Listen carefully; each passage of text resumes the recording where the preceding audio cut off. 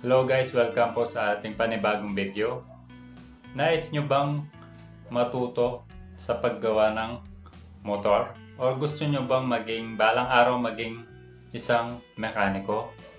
Ito yung 5 tip na ituturo ko na basic. Umpisa na natin. Number 1 tip. Una, alamin nyo po yung mga parts ng bawat motor. Halimbawa, hindi po kailangan yung mga mabibigat na pyesa tulad ng mahirap tandaan. Yung mga kailangan lang is yung mga basic tulad ng bearing, tulad po ng gulong, interior, yung mga specific po nila, kailangan po ninyong malaman yung mga yon. Kailangan bilang isang mekaniko o bilang mag-aaral sa pagiging mekaniko, matuto po kayo ng mga basic parts ng mga motor. Pangalawang tip, kung may sarili po kayong motor o isang unit, pag-aralan nyo po ito tulad po ng pagkalas at pagbuo.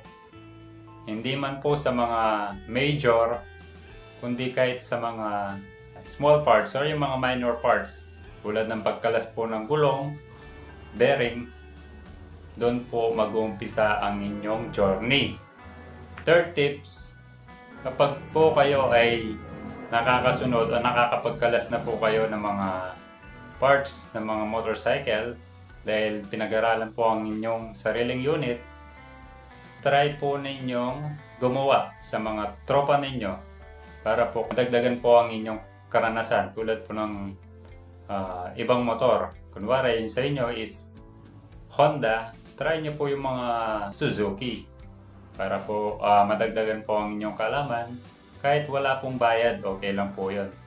Yung journey po ninyo dito is para lang po muna ay matuto.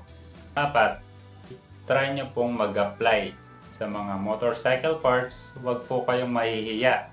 Dahil na alam na po ninyo yung mga basic parts at alam nyo na rin po kung paano magkalas ng mga basic parts din ng mga motorcycle, pwede na po kayo makapasok doon.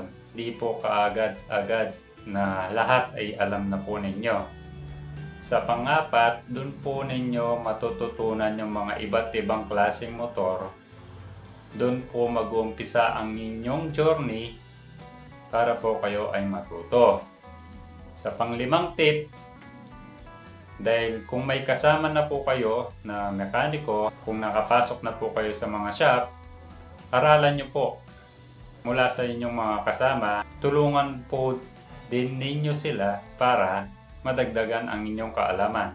Yung mga technique at yung mga iba't ibang diskarte sa pagkalas at matuto din po kayo sa kanila. Kaya lagi po tayo maging humble sa mga magiging kasama po natin. Paalala lang, hindi po lahat ng nasa motorcycle shop is marunong na pong gumawa ng motor.